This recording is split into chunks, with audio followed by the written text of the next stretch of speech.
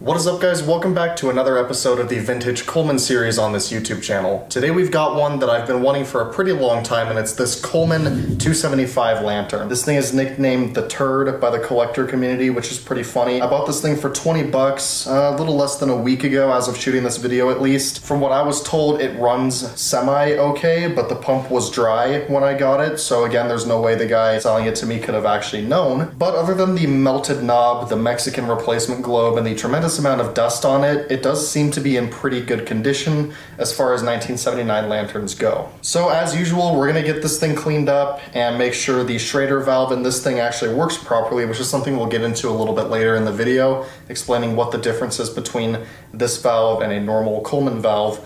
But one other thing I did forget to mention is this thing came with its original box, which is pretty cool. And inside the box, there's actually some goodies. We've got the user's manual, part of an older generator packaging, and a whole spare generator. We also have a bunch of mantles. We have some double tie mantles. We have one single silk light mantle, which I will not be using because these are actually pretty hard to come by, and an empty package for some number 21 mantles. And lastly, we have this little wrench that is used to take apart the actual lantern. So with that done, we're gonna go ahead and take this thing apart and make sure the Schrader valve is actually working properly. The interesting thing with the 275 is for some reason Coleman decided to go away from the traditional valve that they'd use, like on this 228. With these, you know, you just unscrew it and there's a brass fitting inside here, and that brass fitting has threads and a graphite packing, and all that does is it unscrews and then allows fuel to go through this whole valve assembly. What can happen over time is the graphite packing can wear out, and if you take it apart you can destroy them, and then eventually they might start to leak a little bit. Usually you can tighten it down and stop it, but then that kind of doesn't fix it, and you should replace the packing. But if you need it real quick and it's leaking, you can usually tighten it up a little bit and that should fix it. Well, with the 275 here, from my understanding, I think this was some like anniversary lantern that they came out with originally, and so they're like, oh, let's go and change things up a bit. So they went away from the green and they did the turd brown. Instead of using the classic valve, they did a Schrader valve. Well, Schrader valves, you know, have a little rubber O-ring, and so over time, the O-ring goes bad. Once it goes bad, you'll have it lit, it'll be fine, maybe. It'd be lucky if it leaked beforehand and you noticed, but a lot of the times what would happen is people would be lighting them, it'd be going, be fine at first, and then some fuel would leak out, and then that catches on fire. You go, oh crap, I need to put it out. We go to turn it off. Well, the fountain's still pressurized, and by you turning it off, that doesn't do anything because the Schrader valve is what stops it. So then you'd have it off, and the only way to stop the fire without a fire extinguisher would be to undo the cap. But then you'd undo the cap, then you'd blow the whole thing up. So really, it was a horrible design if you don't maintain them, which it seems like a lot of people don't. Whenever you get one of these, I'd recommend taking it apart, kind of like what we're doing, and testing and make sure that Schrader valve's okay. I've heard you can go to some hardware stores, auto parts stores, and get air conditioning, like car AC Schrader valves that are supposed to fit. You might need to modify them and shave them down, and there might, like old Coleman parts, might sell some direct replacements. I'm not totally sure though.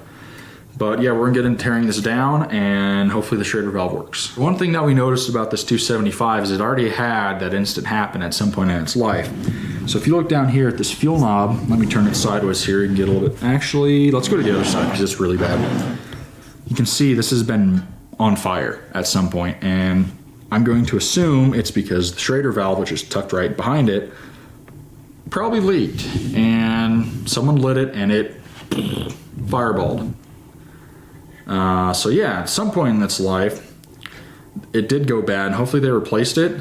But what I wonder is if that happened and then it fireballed, and the guy's like, I'm not touching it, and that's why this was dry, because he hasn't touched it in however many years. Hopefully not, but maybe. Only one way to find out, and that's by testing it.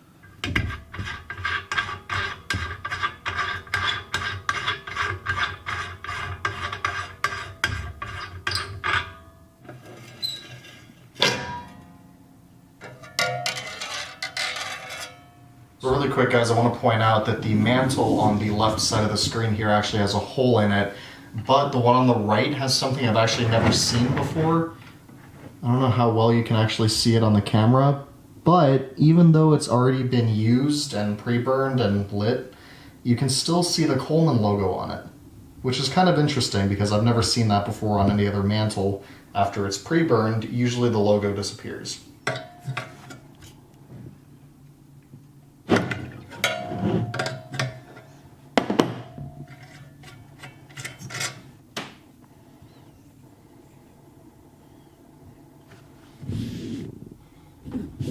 It's a little dirty.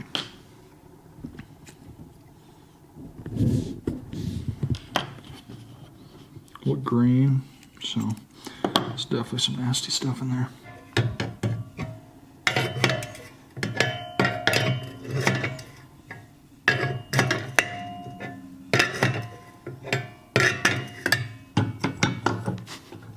I might have to look at a video how to do this because I have not done this before. Oh, there we go. Just gotta play with it a little bit.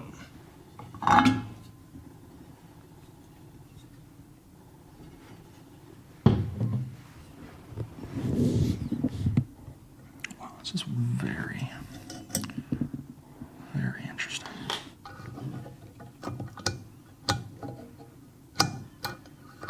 So what I'm gonna do now is just pump it up probably about 50 times or so, which is a lot, but I wanna make sure it can really hold pressure in there because the last thing we need is to set this house on fire. So I'm gonna get started on that now. And we're gonna let it sit for a few minutes and just make sure nothing starts seeping out. So what I think we're looking for is see if there's any fuel seeping out of here, which it does not seem to be so far. So my guess, it does look like someone has taken this apart before, so my guess is that they replaced the Schrader valve, so we should be good. Got it all taken apart, and I pressurized it, I don't think 50, 60 times, I kind of lost count. It's just been sitting here, and so far I don't see any leaks. Really, if you want to do this the best way, I would put it in a big deal of water and see if there's any air bubbles coming out or anything, but frankly, I don't feel like doing that right now, but my advice is you should do that. So keep that in mind, but now we're gonna depressurize it and then put it back together. And then hopefully get it running. We're gonna clean it up a bit, clean up the top, clean up the glass, and just make it look a little bit nicer. Then we'll hopefully get it fired up and see if it works.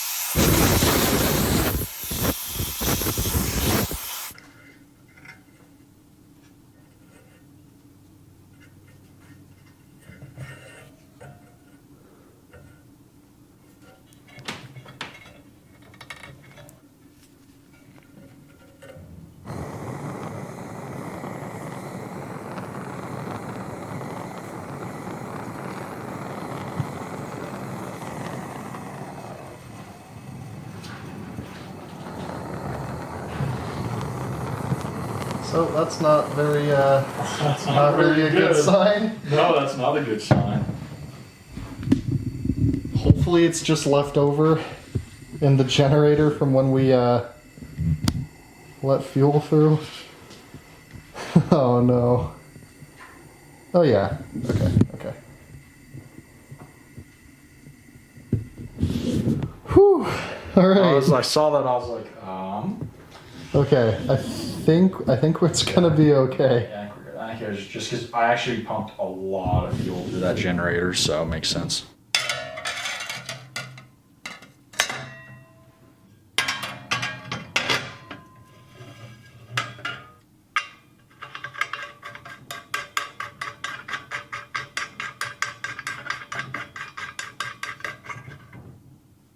Check it out, guys. We got the lantern all nice and cleaned up, put a new mantle in it. However, it does look like there's some fingerprints burned into the globe, which is kind of a shame, but other than that, it cleaned up pretty nice. So now it's time to go ahead and give it its first light. In my ownership, at least, we did confirm that the unintentional lighting was just leftover gas and the generator being heated up with the blowtorch. So we're gonna go ahead and see if this thing lights properly and try to not blow my house up.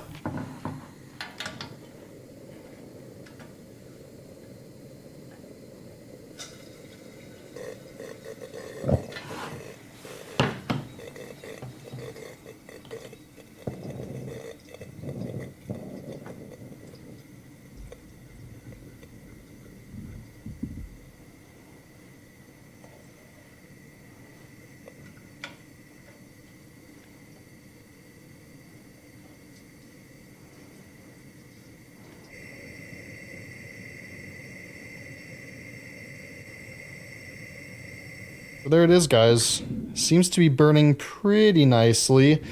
As we usually do, we're going to go ahead and turn off the soft boxes to give you an idea of how much light this thing's actually putting off.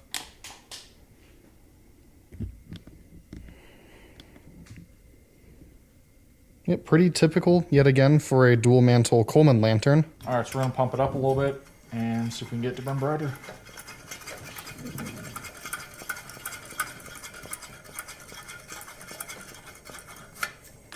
Oh, she's burning real good now.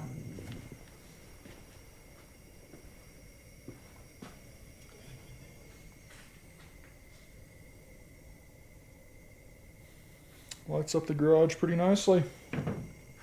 Definitely. Yeah, you can see all the other lanterns back there. So now it's the moment of truth where we find out if this thing will turn off properly or not.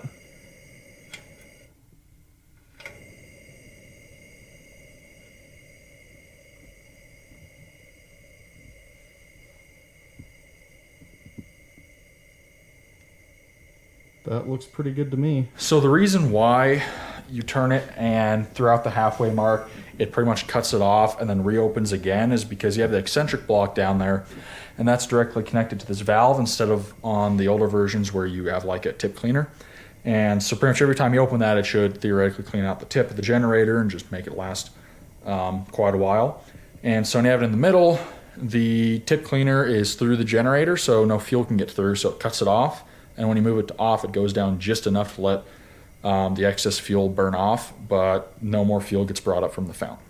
So that's why it does that, and it should do that. So it's all good. There you go, guys. That is going to be it for another episode of the Vintage Coleman series. Pretty cool to finally have one of these 275 lanterns. I've been wanting one for, I don't know, maybe a month or two at this point. And for 20 bucks, I think this was a pretty solid deal because as you can see here, it does work pretty well. As usual, big shout out to Josiah for helping me shoot the majority of this video and get this thing burning properly. I'll leave his links in the description as I usually do. But as far as this video goes, guys, that's gonna be it. Hope you enjoyed it.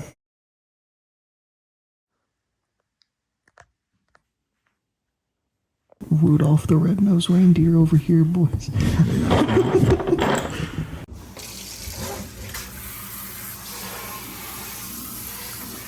This is the most important part of the video. Yeah, look at that. Look at that. Beautiful. Thanks for killing my ears. Yeah, I know. That cleaned up pretty nice, though.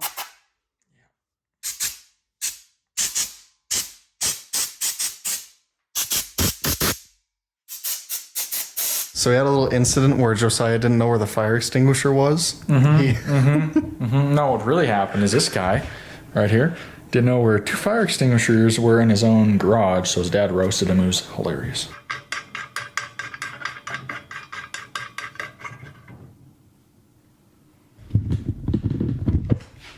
Got that speed.